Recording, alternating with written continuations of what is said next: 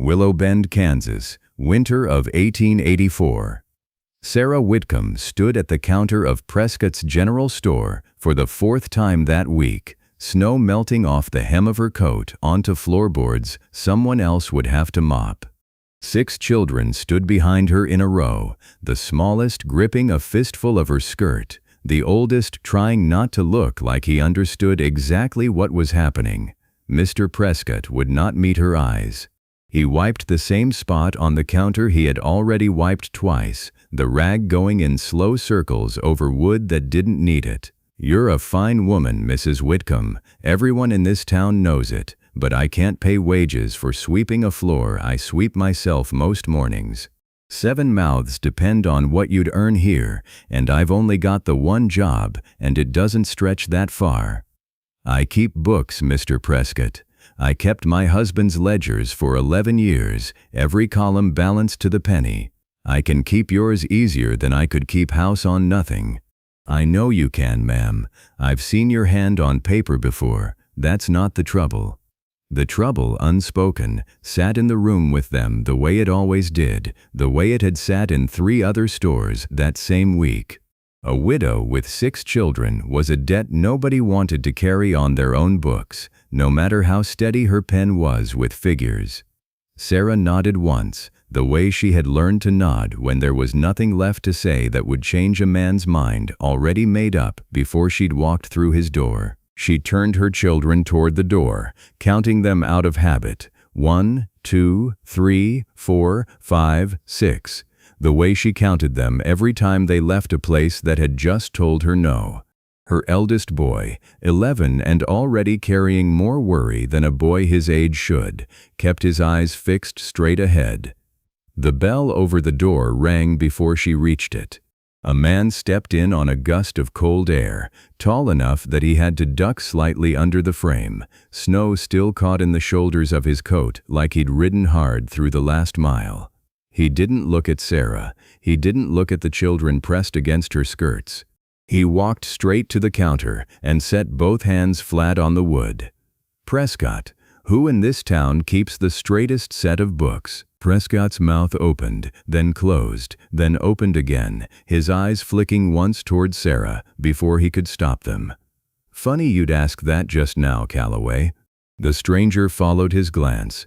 For the first time, his eyes landed on Sarah, on her face itself, not on the worn hem of her coat the way every other pair of eyes in this town had landed on it all week. He looked at her the way he'd looked at Prescott.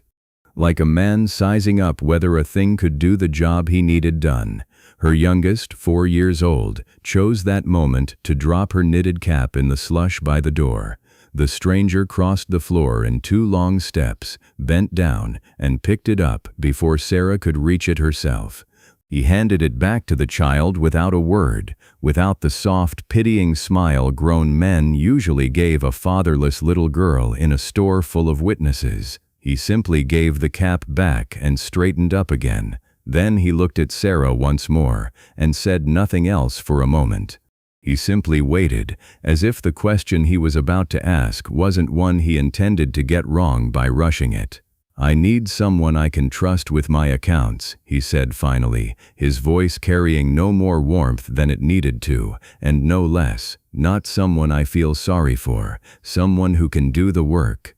Sarah stood very still, the cap now damp in her daughter's small hands, and felt something she hadn't felt in the 4 doorways she'd been turned away from that week. It wasn't hope, not the kind she could afford to spend carelessly anymore. But something close to it, a door left open a crack instead of shut in her face before she'd finished knocking. She tightened her grip on her daughter's small hand and walked the rest of her children out into the cold, her step lighter than it had been on the walk-in. "My name's Nathaniel Calloway," the stranger said, once Prescott had made the introduction with the awkward formality of a man relieved to be handing off a difficult conversation to someone else. "Folks call me Nate. I run a cattle spread 6 miles north of here, and my books have gone to ruin since my last hand quit in October and took what little sense he had for numbers with him. I need someone who can read a ledger the way most men read a Bible, careful, and without skipping the parts they don't like. Sarah waited for the rest of it. There was always a rest of it, in her experience of the last year. A softening of the voice, a mention of the children, a way of turning the offer of honest work into charity dressed up in the clothes of employment, so that everyone in the room could feel good about themselves without her ever quite being allowed to feel like she'd earned anything. It didn't come. "I heard you kept books for your father before you married, and for your husband after, right up until he passed," Nate went on, matter of fact, as though reciting facts about a horse he was considering buying rather than a woman he barely knew. "I'm offering you day wages for work I can't do myself and don't have the patience to learn properly, Mrs. Whitcomb, $2 a week, paid Fridays, for however many hours it takes to get my accounts straight and keep them that way. If you're not the right woman for it, tell me plain, and I'll ask elsewhere without hard feelings." Prescott, behind the counter, looked like a man watching a hand of cards he hadn't expected to see played, glancing between the two of them, as though trying to decide which side of this conversation he ought to be standing on. "I'll need to think on it," Sarah said, because pride made her say it even as every practical bone in her body wanted to say yes before he had the chance to change his mind. A widow didn't survive by looking too eager for the first decent offer that came along, not in a town this small, not with this many eyes watching to see what she'd do next. "Take the day," Nate said. He touched the brim of his hat toward the children first, as if their good manners deserved answering before hers did, and walked back out into the cold without another word, the bell over the door ringing sharp behind him. He was gone before Sarah had fully gathered her thoughts. She stood a long moment in the empty store, Prescott still watching her with an expression she couldn't quite place, part curiosity, part something more careful. "You know anything about that man?" she asked him finally, keeping her voice even, the way she kept most things even these days. Prescott set down his rag and leaned against the counter, as though settling in to tell a story he didn't often get asked to tell. "Not much anybody does, ma'am. He kept mostly to himself even before. Now he keeps to himself entirely. There was a fire out at his place last winter. Lost his wife and his younger brother in it, from what I understand, though nobody around here got the whole story, and Calloway's not a man who offers one up freely. He used to be different, folks say. Talked more, laughed some even, back when his wife was alive. Not anymore. Comes to town for supplies and not much else, keeps his business quick and his words quicker. A fire, barn caught first, near as anyone can tell, then it got into the house before word could reach anyone close enough to help. He was the only one who made it out. Some folks say he blames himself for it, for not smelling the smoke sooner, for not getting them out in time. Some say worse than that, though I've never put much stock in idle talk myself. Either way, he's been alone out there ever since, running that spread on his own, and he doesn't invite company to ask him why. Sarah walked her children home along the frozen ruts of Willow Bend's Main Street afterward, turning the offer over and over in her mind, the way she'd once turn a coin to check both faces of it before spending it. Day wages, honest work, a man who had looked at her like she was capable rather than pitiable, who had asked her a plain question instead of offering her a soft refusal wrapped in kindness. And underneath all of that, a question that wouldn't leave her alone no matter how she tried to set it down. If Nathaniel Calloway had lost the people closest to him in a fire he couldn't stop, and blamed himself enough for it to live 6 miles from town with no one to talk to about it, what had made him decide, on this particular gray afternoon, in front of a store full of witnesses, that he trusted a widow with 6 children to sit at his table and know his business better than any man in the county could? She didn't have an answer, but for the first time in 4 days of doors closing, she had somewhere to be tomorrow that wasn't one more rejection. That night, after the children were asleep in the 2 beds they shared between them, Sarah sat by the banked coals of her stove and thought hard about what it would mean to ride out to a stranger's ranch alone, day after day, to sit across a table from a man the whole town spoke of in careful, uncertain tones. She thought about the way he hadn't looked away from her the way everyone else lately did, not with the particular embarrassment that people wore when a widow's hardship made them uncomfortable in the face of their own good fortune, and not with pity dressed up as sympathy. He had looked at her like a problem worth solving properly. She banked the coals low, blew out the lamp, and for the first time in 4 days, slept without dreaming of doors closing. Sarah almost said no the next morning. She stood at her own kitchen table with her coat already half-buttoned, thinking of what people would say. A widow, riding out alone to a bachelor rancher's spread, day after day, with no chaperone, no other woman in the house to make the arrangement proper by anyone's reckoning. Willow Bend was small enough that a rumor could outrun a horse and beat it home twice over. She had 6 children whose futures depended entirely on what this town believed about their mother, and she knew exactly how quickly a whispered word could turn into something meaner, something that followed a family for years after the truth of it had been forgotten by everyone but the family it had wounded. Her sister-in-law had warned her about exactly this kind of thing, months back, over a supper Sarah could barely afford to offer. "Don't give this town more to talk about than it already has, Sarah," she'd said, not unkindly but firmly, the way people speak when they believe they're protecting you from yourself. A widow's reputation is the only inheritance she has left to give her children. Sarah thought of that warning now, standing in her cold kitchen, and set it against the empty flour bin and the children's thinning coats and the particular, sinking feeling of having been refused 4 times in a single week for the crime of needing work badly enough to ask for it plainly. Then she looked at her children eating the last of the cornmeal mush, stretched thin with water to make it last through one more breakfast, and the question answered itself before she could argue with it any further. Pride was a fine thing to keep warm at night when the stove had coals to spare. It did not feed 6 people, and it never had, not once in the year since Thomas died. She rode out to the Callaway place before noon, the cold biting at her hands through gloves gone thin at the fingertips, going over in her head everything she remembered of Thomas's ledgers, of columns and sums and the particular discipline of making figures behave that her father had drilled into her as a girl, back when he still ran the general store himself, before he'd sold it and moved east. The ranch sat back from the road behind a stand of bare cottonwoods, the house modest but sturdy, built for function rather than show. A new section of fence stood pale and unweathered against the older gray rails around the rest of the property, as if someone had been rebuilding, slow and solitary, one section at a time, with no one to help him carry the posts, no wife to hand him nails from the porch the way a wife would.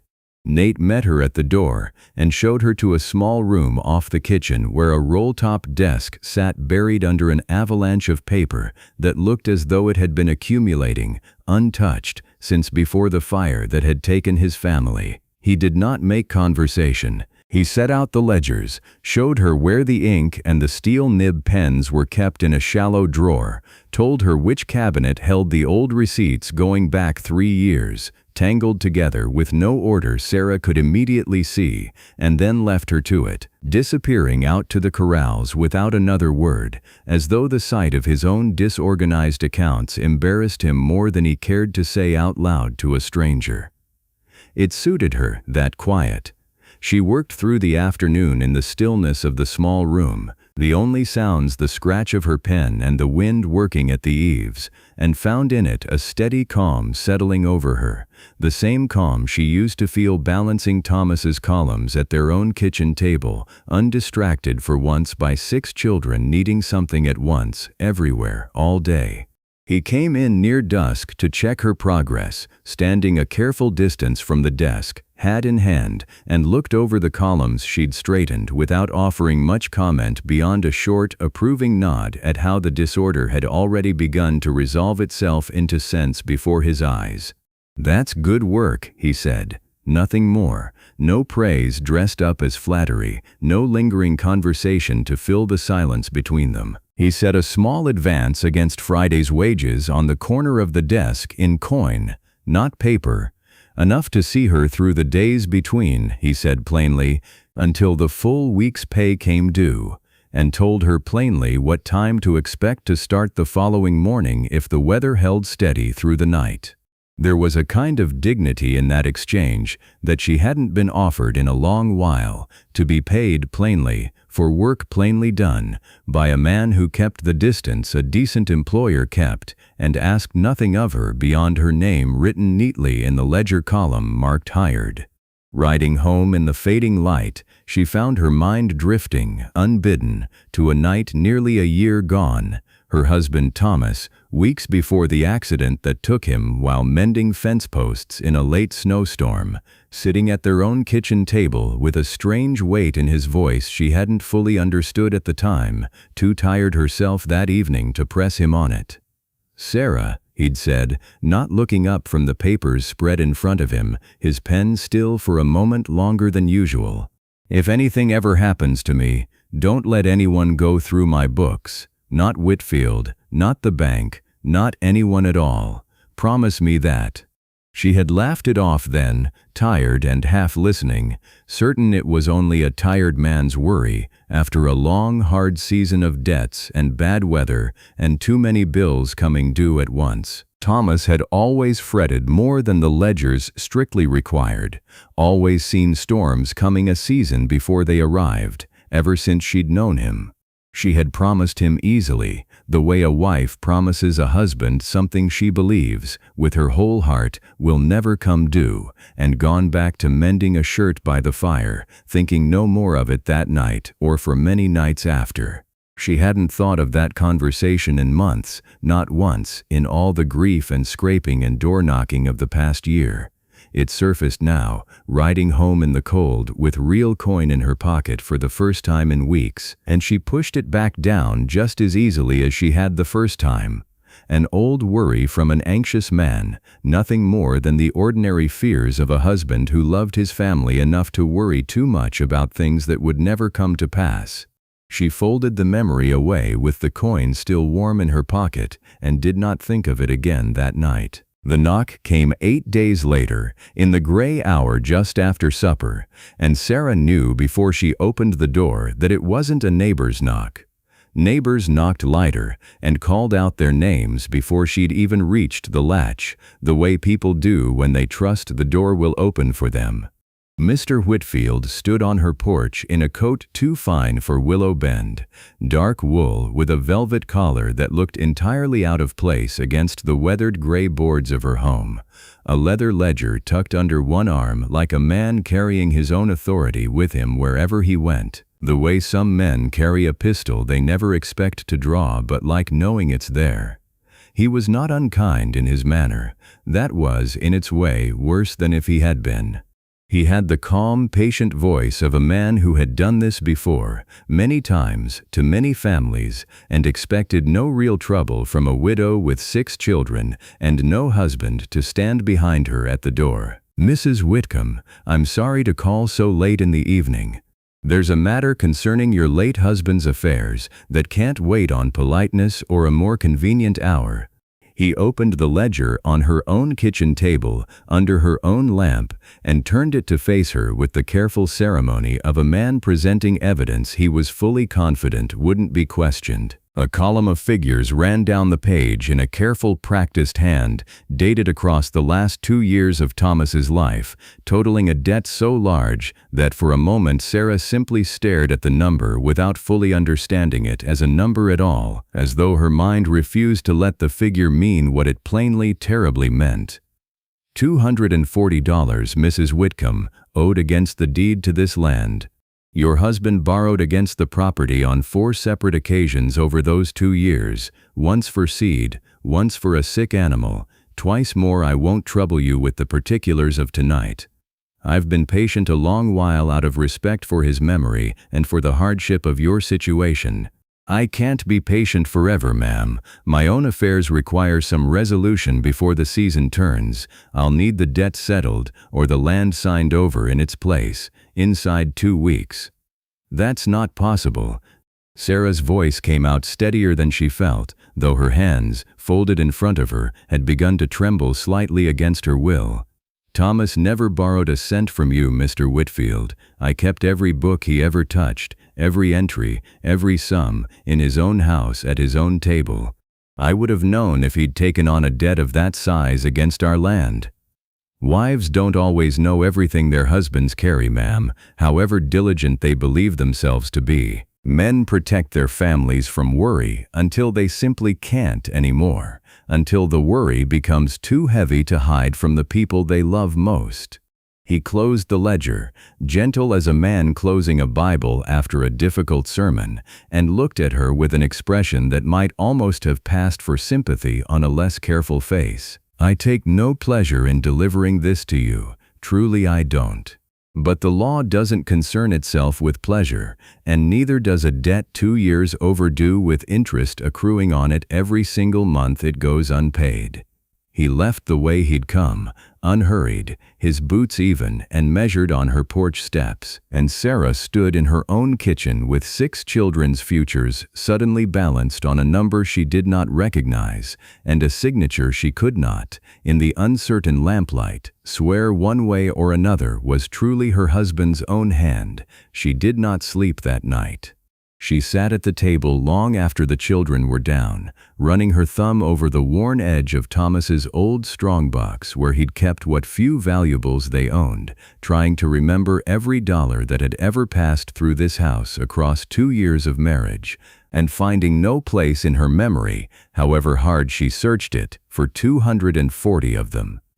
She thought of the seed money, the sick calf they'd lost the winter before last anyway, and none of it matched anything Whitfield had shown her. By morning she had made up her mind, exhausted and frightened as she was, her eyes raw from a night without sleep.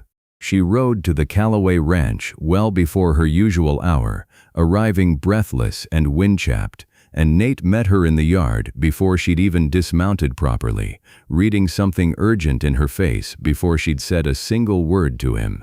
Something's happened, she told him, standing in the cold, the whole of it spilling out faster than she'd meant it to, the fine coat, the ledger, the impossible figure, the 2 weeks, the small, cold fear that had sat in her chest all night, that maybe she hadn't known her own husband as well as she'd always believed she had. Nate listened without interrupting once, his jaw setting harder and harder with every sentence, until she finished and the yard fell quiet except for the wind moving through the bare cottonwoods overhead. "Bring me everything Thomas ever kept," he said finally, his voice low and certain. "Every ledger, every receipt, every scrap of paper with his hand on it, no matter how small or ordinary it seems.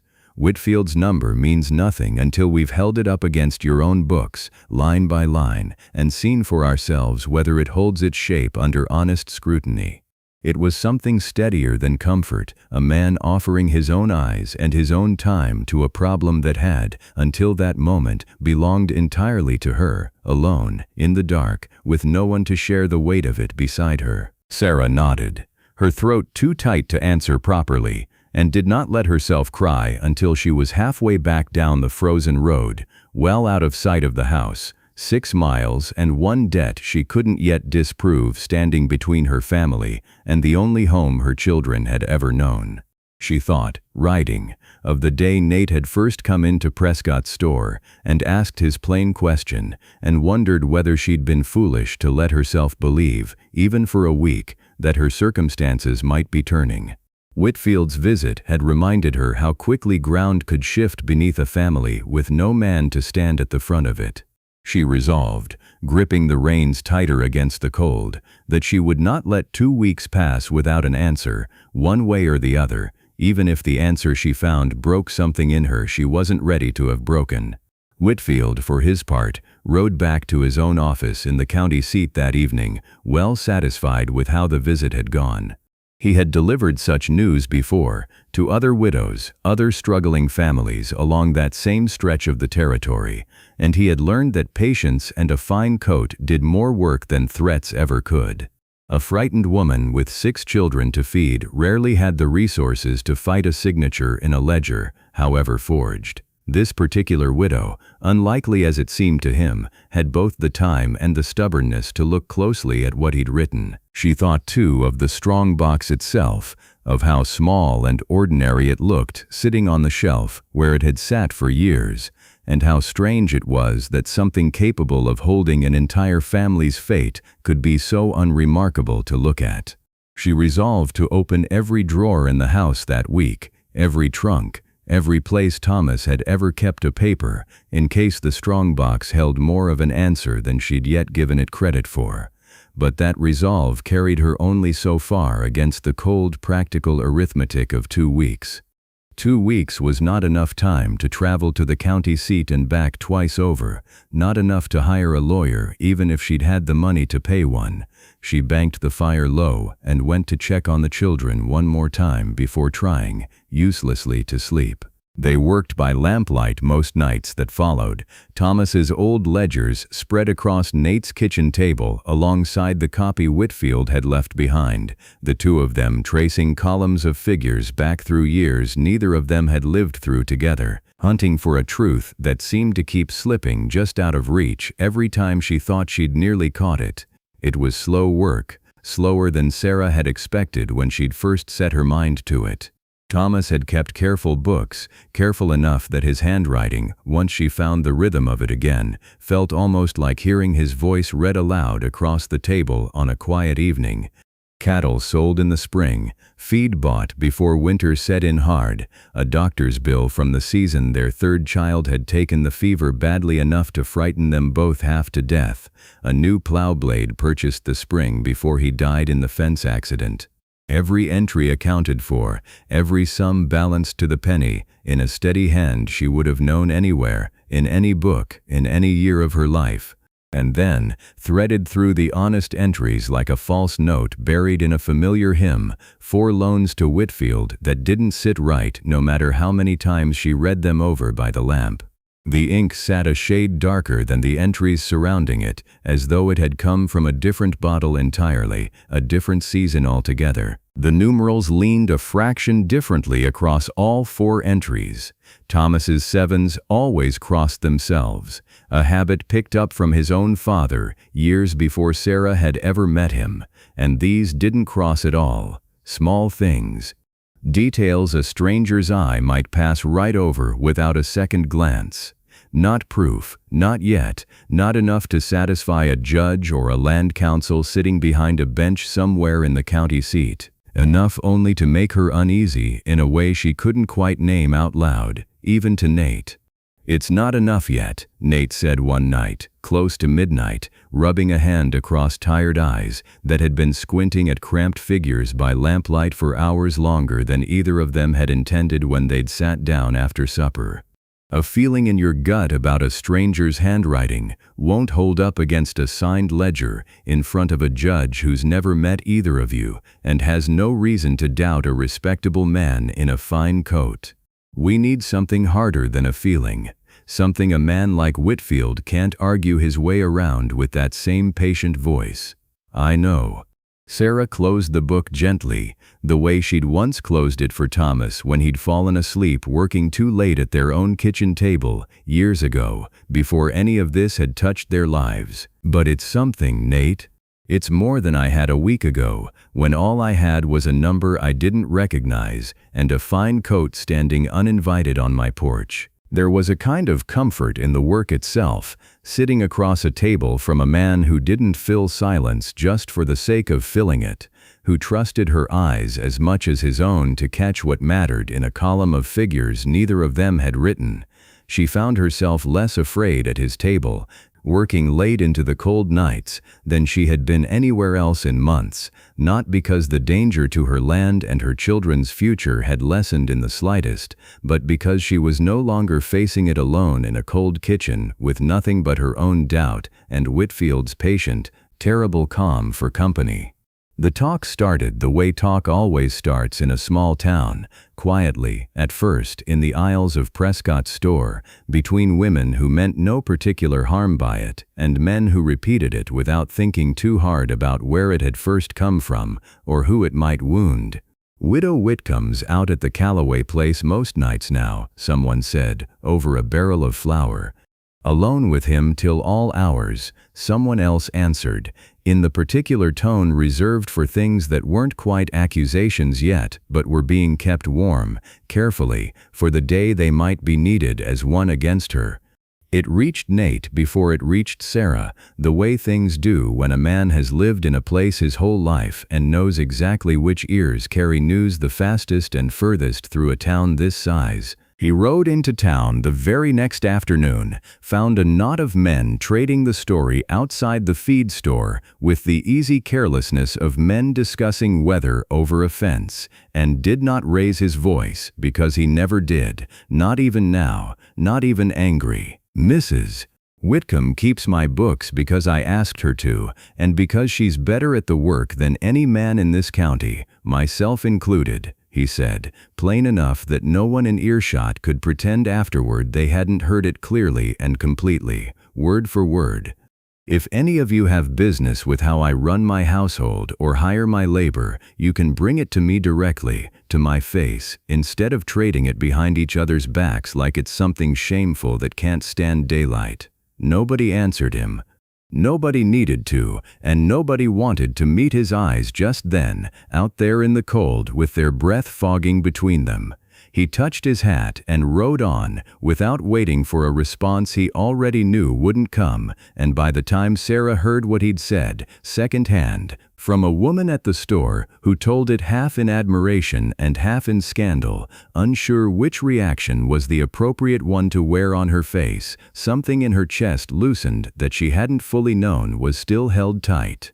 He had not defended her out of simple duty, the way a decent employer might feel merely obligated to. He had not softened it into something easier for the men to swallow comfortably over their coffee. He had simply told the truth, plainly, in front of people who mattered to her name and her children's standing in this town, and put his own reputation squarely beside hers without her ever having asked him to a second time. She thought of that, riding home that evening under a sky already going violet at the edges, the first stars just beginning to show themselves overhead, and understood, quietly, without needing him to say another word about it, that whatever Nathaniel Calloway had lost in that fire a year ago, he had not lost the part of himself that stood up for people when it cost him something real to do it.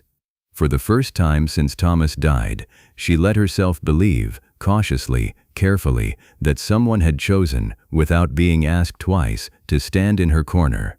Some nights, when the figures blurred too badly to trust her own eyes any further, Nate would set the ledgers aside and put coffee on the stove without being asked, and they would sit a while in the quiet, not speaking of Whitfield or debts or any of it, just letting the tiredness settle before either of them rode or walked anywhere else that night.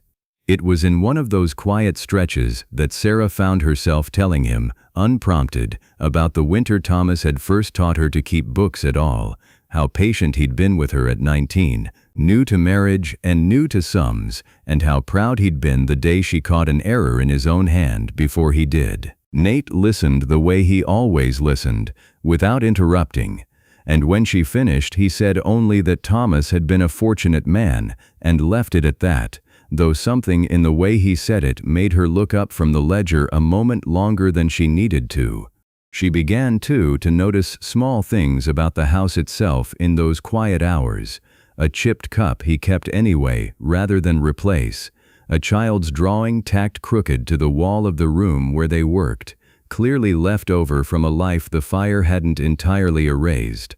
She never asked him about it, sensing the ground was not hers to walk on uninvited.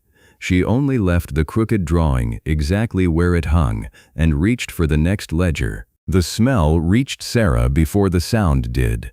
Smoke, sharp and wrong, cutting through the cold 2 nights later, while she rode home from Nate's place with Thomas's ledgers wrapped in cloth across her lap, meaning to keep working on them by her own fire once the children were finally asleep and the house was quiet enough to think in properly. She smelled it a quarter mile from her own gate, faint at first, then unmistakable, and her hands went cold on the reins before her mind had even fully caught up to what it meant. By the time she rounded the last bend in the road, smoke thick in her throat, the sky above her small barn glowed the wrong color entirely. Flame licking up hungrily through the loft where she kept the winter's hay, sparks rising into the black sky like something alive and furious and hungry for more than hay. She screamed for the children to stay inside and ran for the barn door before she'd even properly dismounted, boots slipping on the icy ground, and it was Nate who reached her seconds later. He had followed her out on the road that evening, some instinct he couldn't have named, telling him not to let her ride home alone in the dark that particular night. And now that instinct had put him exactly where he was needed most, at the worst possible moment, turned into the best possible luck. They worked side by side without discussing who would do what, the way people do when there simply isn't time to discuss anything at all beyond the next breath. Nate hauled the milk cow and the 2 mules out through smoke thick enough to blind a person, coughing and half-blind himself, one hand pressed to his own face, while Sarah went for the small lean-to office Thomas had built into the corner of the barn years ago, where the old family papers still lived in a trunk pushed against the wall since before her marriage. She gathered every loose page into her arms while the roof beams above her groaned and cracked with heat, embers drifting down like snow gone terribly wrong, and Nate found her there seconds later, half carried her and the trunk both out into the snow, shouting at her to leave the rest and just move, and they didn't stop moving until the last animal was clear of the wreckage and the barn behind them was well past anyone's saving, no matter how hard either of them might have wished otherwise. They stood in the cold afterward, soot-streaked and coughing, breathing hard, watching what remained of the structure collapse in on itself in a slow, terrible shower of sparks that lit up both their faces orange against the surrounding dark. Neither of them said anything for a long while. There didn't seem to be anything worth saying that the fire itself hadn't already said far better than words ever could. How fast a night could turn from ordinary to ruin, how little warning was ever given before everything a person had built might not survive till morning light broke over the ridge. Nate looked at her once, in the dying fire glow, and there was something in his face that hadn't quite been there before that night. Not gratitude exactly. Or not only that, recognition maybe, of 2 people who had now stood in the same kind of smoking ruin, a year apart, each of them, and hadn't run from either fire when it mattered most, when running would have been the easier thing to do. Morning came gray and quiet, the world outside strangely still after the violence of the night before, no sound yet but the crows working the blackened timbers of the barn. Sarah walked back into the wreckage alone before the children woke, picking through the ash more out of habit and grief than any real purpose she could name, looking for anything at all worth saving from the ruin of what had once been a working barn. Her boot caught on something that gave slightly underfoot, near where Thomas's old writing desk had once stood, a floorboard, warped loose from the heat, sitting a fraction higher than the boards around it, as though it had never quite settled flush the way the others had, even before the fire touched it. She knelt in the ash and pried it up with cold, trembling fingers, her breath fogging in the morning air. Beneath it, wrapped in oiled cloth that had somehow kept out both damp and dust across however many months it had lain hidden there undisturbed, sat a second ledger. She knew the cover before her mind had even fully caught up to why she knew it. She had rubbed saddle soap into that very leather herself, more than once, sitting by their own fire on quiet evenings while Thomas worked late into the night on entries she'd assumed, back then, were no different from any other entries in any other book he ever kept for their household. It was his. A second set of books, hidden deliberately under his own floorboards, long before the fire that took her barn, long before Whitfield had ever walked up her porch steps with his own carefully forged version of the truth, tucked under one arm like it belonged there. Her hands were shaking now, and not from the cold morning air settling over the ruined yard. "Don't let anyone go through my books," he'd told her, nearly a year before he died, in a voice she'd mistaken then for nothing more than ordinary, husbandly worry over nothing in particular. She had promised him easily that night, without a second thought, and forgotten the promise just as easily in the months that followed, the way a person forgets a warning that never seems to come due, until, without any warning at all, it finally does come due, all at once. It had come due now. She just didn't yet know, kneeling there in the cold ash with her husband's hidden hand resting in her lap, exactly what it would say, or how much of it she was ready to hear. She carried the ledger back to the house, wrapped again in its oiled cloth, holding it the way a person holds something that might still be too hot to touch even after the fire around it has gone cold. Later that morning, once the children had eaten and been sent to gather what unburned tools they could find in the yard, she sat at her own kitchen table and opened it for the first time, slowly, half afraid of what her husband's true hand might tell her that Whitfield's forged copy hadn't. Nate rode over within the hour, having heard from a hand passing the road that smoke had been seen rising from the Whitcomb place overnight, and found her still kneeling there amid the ash with the ledger held against her chest. He said nothing at first, just crouched beside her in the cold, waiting until she was ready to speak, the same patience he'd shown her from the very first day in Prescott's store. "It's his," she finally managed. "It was here the whole time, under our own floor."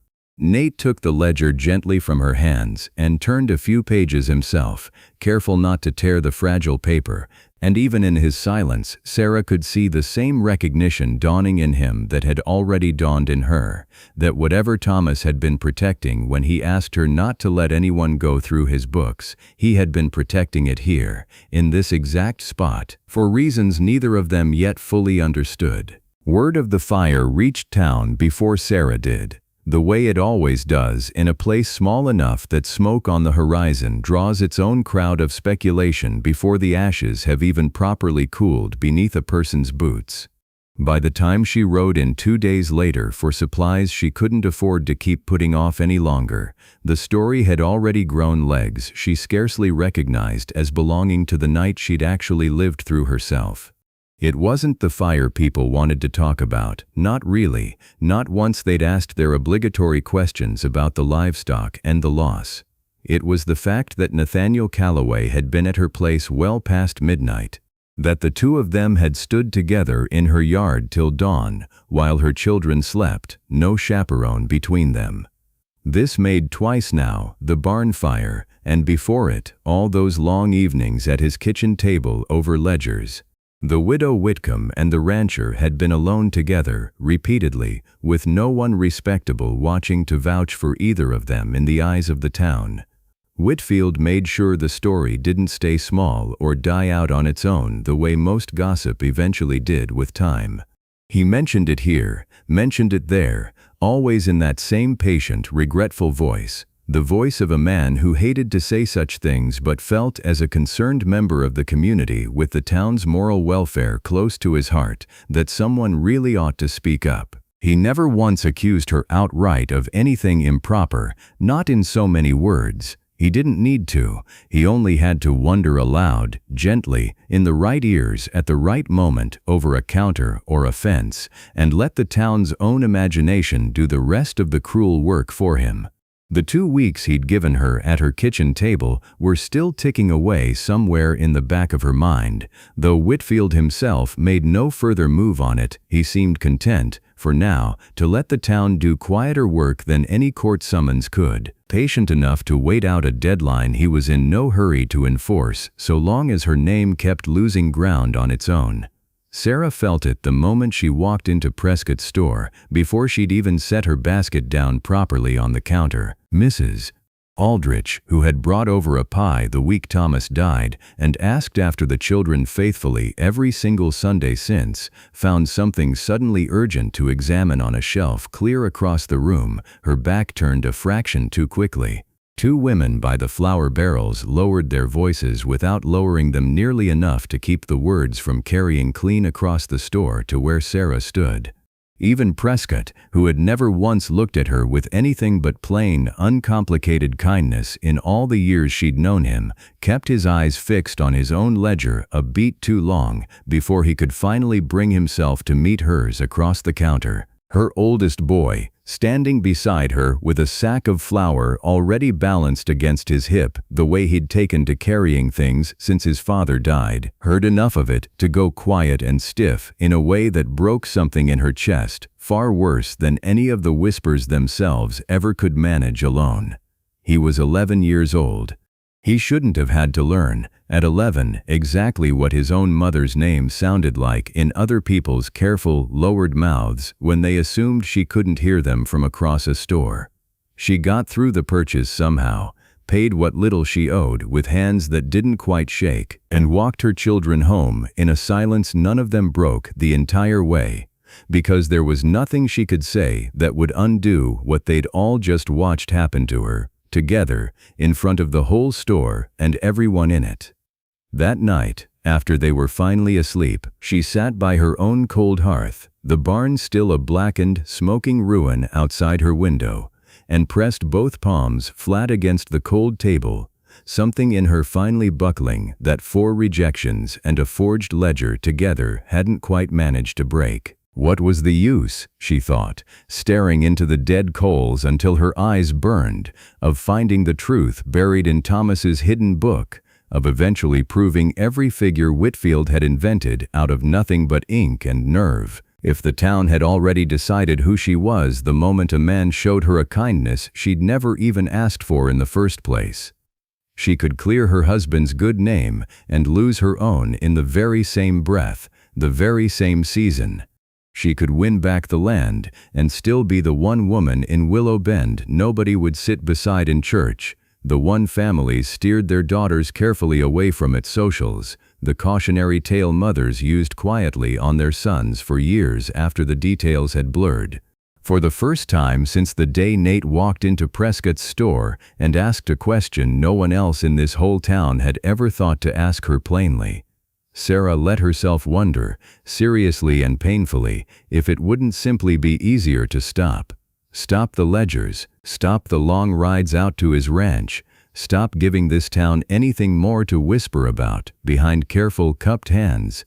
Take whatever scraps of dignity she had left, however few remained to her now, and simply endure quietly, the way she'd been enduring long before he'd ever ridden into her life at all, before any of this hope had complicated things. She sat with that thought a long while in the dark, turning it over the way she'd once turned over Whitfield's impossible number searching for its flaw, and it frightened her more than his debt ever had, because for the first time in a full year of grief, she had let herself hope for something more than mere survival, and hope, she was learning all over again that night, was the thing that broke hardest and cut deepest when it finally did break.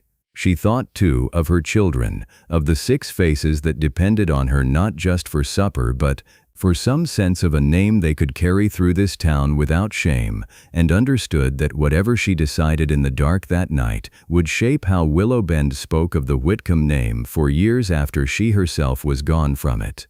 That thought alone, more than any hope of Nate's continued kindness, was what finally kept her from writing him a note in the morning asking him to stop coming by. It was her second daughter, only 7, who finally broke the silence on the walk home, tugging at Sarah's sleeve to ask, in the plain, unguarded way of children, why the ladies at the store didn't like Mama anymore. Sarah knelt right there in the frozen street, in front of all 6 of them, and told her the only thing she could find true enough to say, that some people talked before they knew the whole of a thing, and that being talked about wrongly didn't make a person wrong. She wasn't certain, saying it, that she believed it herself just then, but she said it steady, for their sake, and led them the rest of the way home. Nate heard of the incident at the store before the day was out, the way he heard most things eventually, and though he said little about it when he next saw her, she noticed he'd begun riding the long way past her house each evening on his way back from the far pasture, as if simply making sure the lamp was still lit in her window before he rode on toward his own dark, empty rooms. She thought back, sitting there in the dark, to the day she'd first ridden out to his ranch, so afraid of exactly this outcome that she'd nearly turned around twice on the road. It seemed a cruel kind of justice that the very fear which had almost kept her from taking the work at all had found her anyway, months later, dressed in whispers instead of a closed door.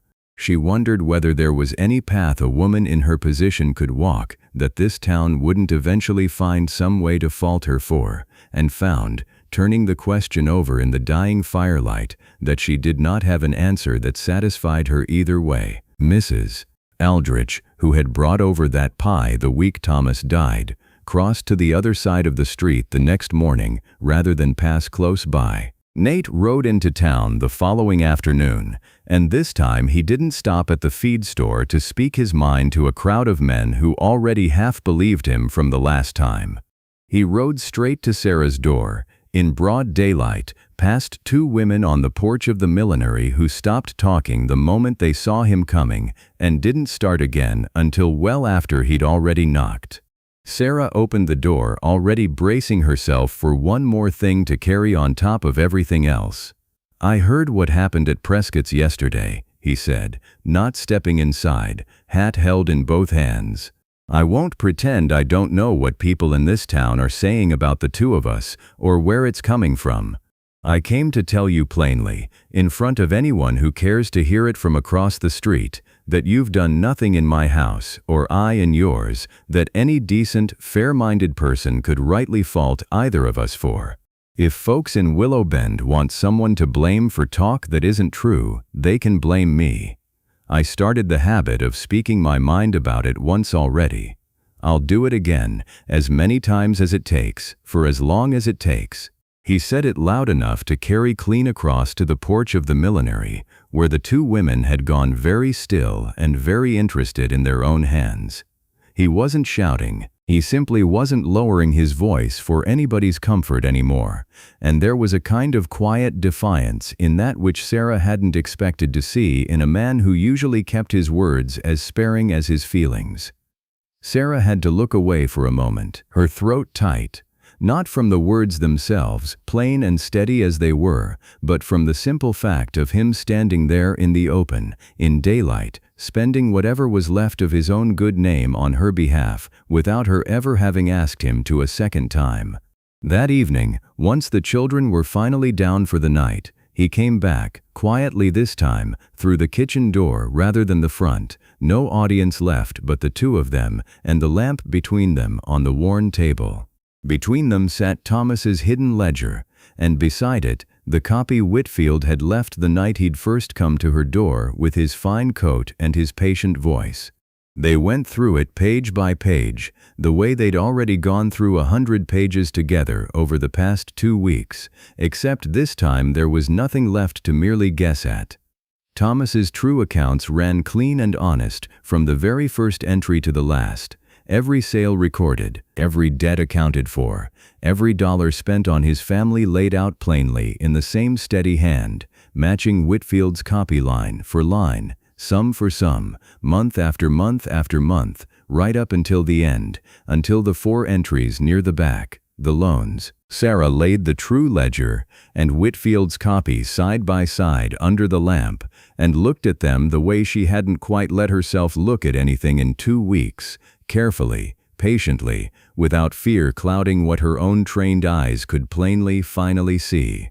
In Thomas's true book, those particular months showed no loans at all, nothing but ordinary entries, business as usual. In Whitfield's copy, 4 entries sat exactly where those blank pages should have been instead, written in ink a shade too dark for the surrounding pages, numerals leaning a fraction of a degree wrong, 7s that never crossed themselves the careful way Thomas's 7s had always, without fail, crossed themselves since the day she'd first watched him write. Someone had opened a duplicate ledger somewhere, copied Thomas's honest hand faithfully for page after page after page, and then, in exactly 4 careful, deliberate entries, written a lie into it that Thomas himself had never once made in his life. He wrote it after, Sarah said quietly, tracing the difference with one finger, sure of it now in a way she hadn't dared let herself be sure of anything in 2 full weeks of doubt.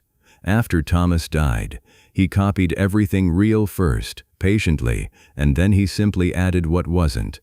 Nate said nothing for a long moment, just looked down at the 2 books lying open under the lamp together.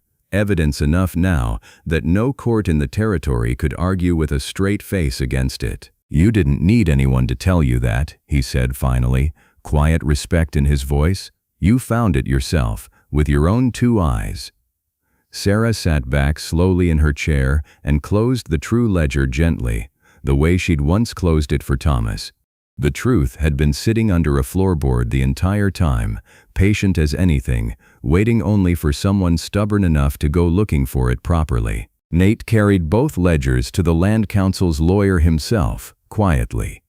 A clerk compared the hands, confirmed what Sarah's own eyes had already told her, and within the month the debt was struck from the record. Whitfield's name came up less at the feed store after that, and when it did, it came up in the careful, distant tone reserved for a man whose word no longer carried far. The land stayed hers. No court appearance, no public reckoning, just a quiet letter, and a debt that had never truly existed, finally written out of existence for good. Spring came slow that year, but it came. On a clear April afternoon, Sarah stood where her barn used to stand, watching Nate drive a post into thawed ground while her 6 children hauled rails from the wagon, arguing cheerfully over who got to hold the level straight. He glanced up and caught her watching. Neither of them looked away. They built the fence together all week, board by board, children underfoot the whole time. It stood a little crooked, exactly the kind of crooked that comes from 6 small hands insisting on helping. Willow Bend would go on talking. But Sarah looked at the crooked fence, at her 6 children's cold-reddened hands still resting on the rails they'd helped raise, at Nate standing beside her without pity and without apology, and found she no longer needed the town's permission to know exactly what she was worth.